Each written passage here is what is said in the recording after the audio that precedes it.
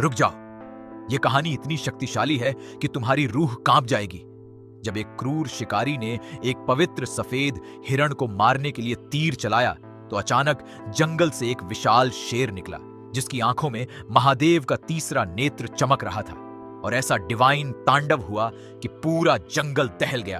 देखो कैसे भोलेनाथ ने शेर का रूप धारण करके एक निर्दोष जीव को बचाया।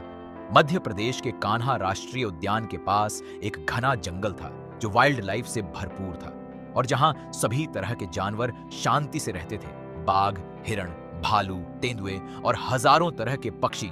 इस जंगल के पास एक छोटा सा गांव शिवपुर था जिसके लोग बहुत धार्मिक थे और जानवरों को भगवान का रूप मानते थे, इसीलिए कभी शिकार नहीं करते थे।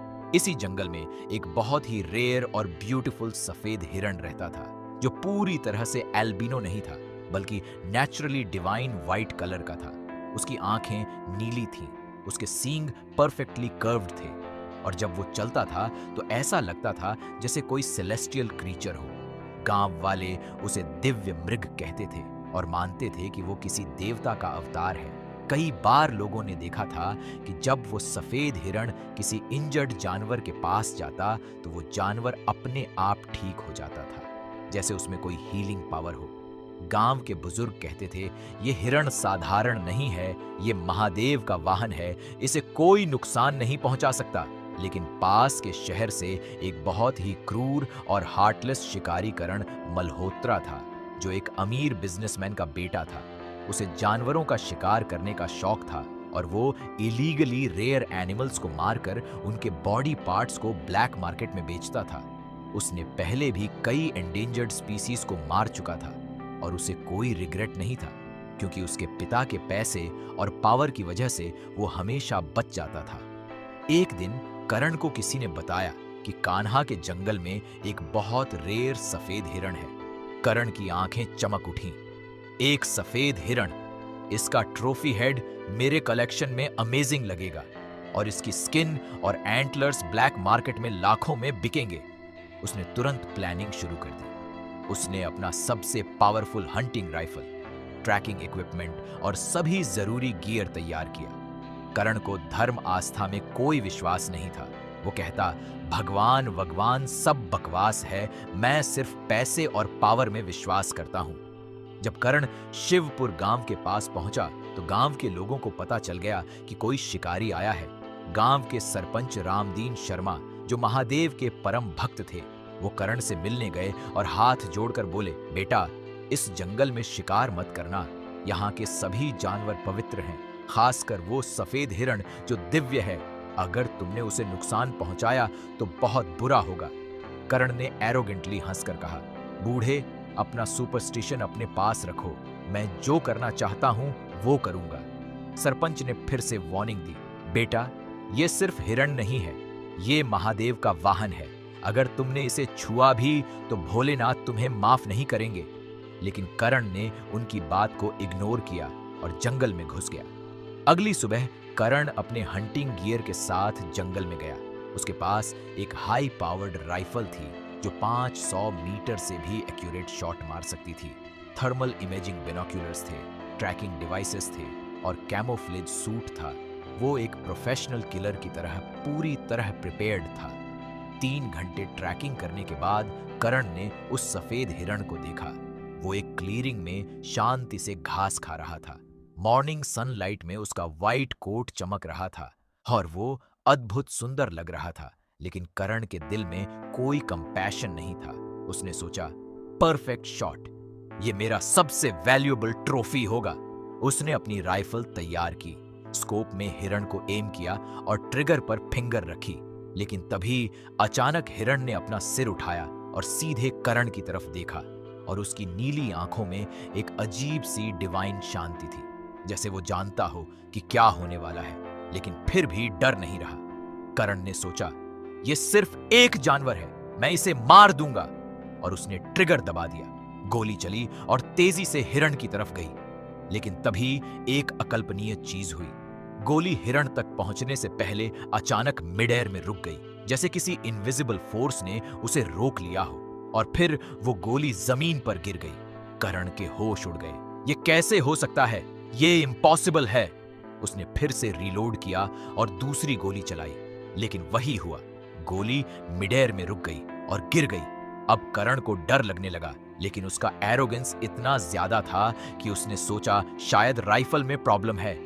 उसने तीसरी बार कोशिश की। इस बार उसने डिफरेंट एंगल से एम किया, लेकिन रिजल्ट सेम था।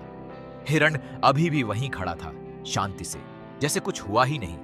करण फ्रस्ट्रेट होकर अपनी हाइडिंग स्पॉट से बाहर निकला और सोचा, अगर राइफल से नहीं होगा तो मैं बो एंड एरो यूज करूंगा।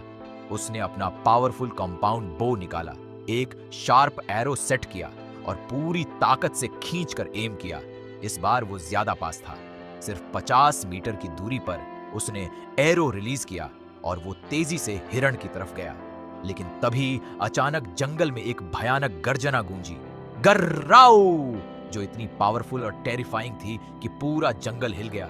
सभी बर्ड्स उड़ गए, सभी छोटे जानवर भाग गए और करण का दिल धड़कना बंद हो गया।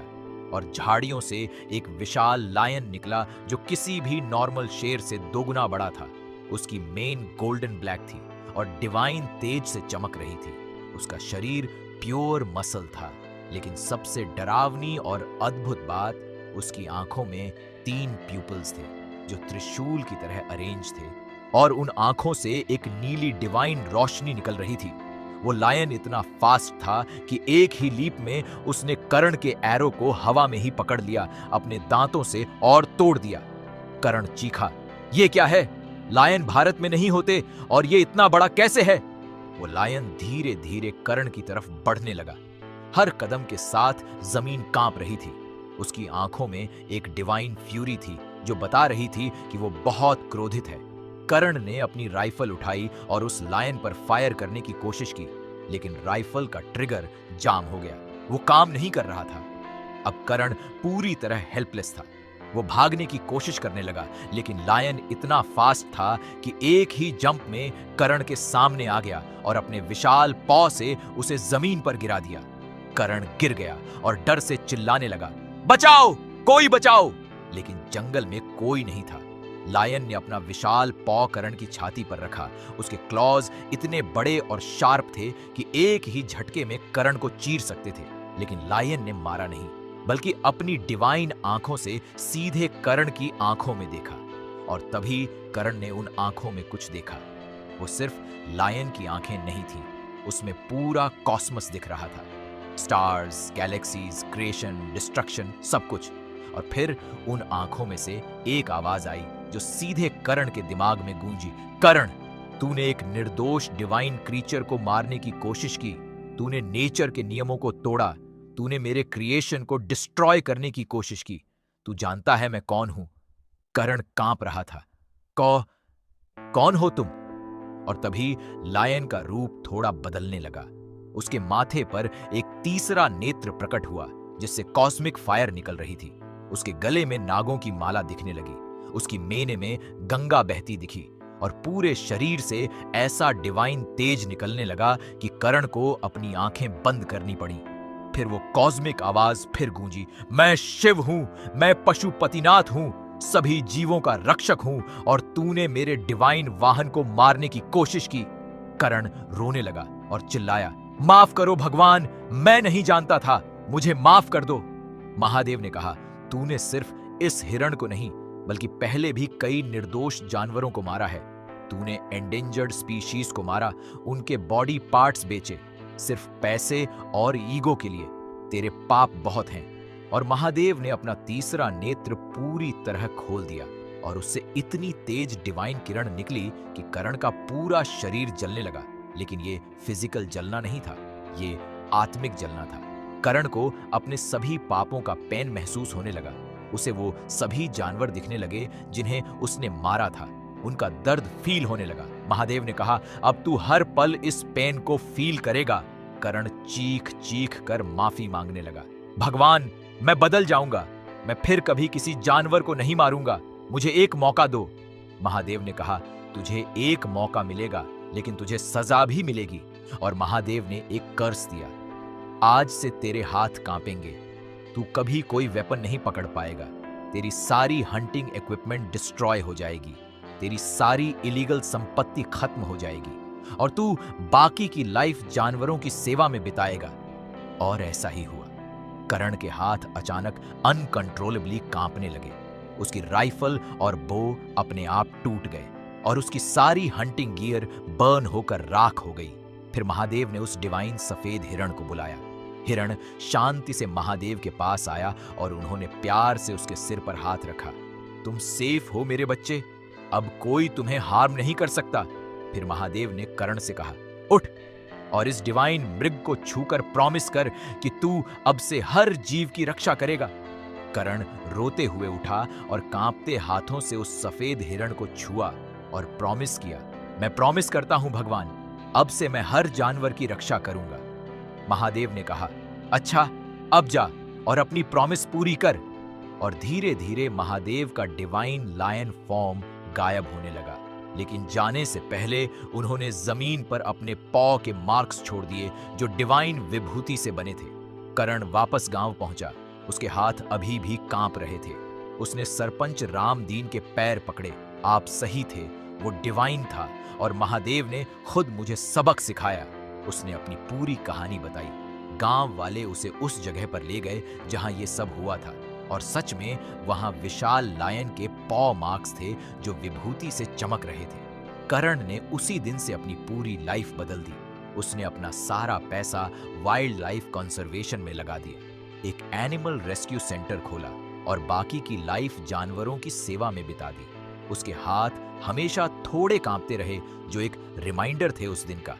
उस जंगल में अब एक छोटा सा मंदिर है जहां एक शेर की मूर्ति है जिसकी आंखों में 3 पिल्स हैं और वो सफेद हिरण आज भी उसी जंगल में रहता है और लोग उसे दूर से देखकर हर हर महादेव बोलते हैं। तो दोस्तों, ये थी महादेव के डिवाइन लायन रूप में बचाव की शक्तिशाली कहानी।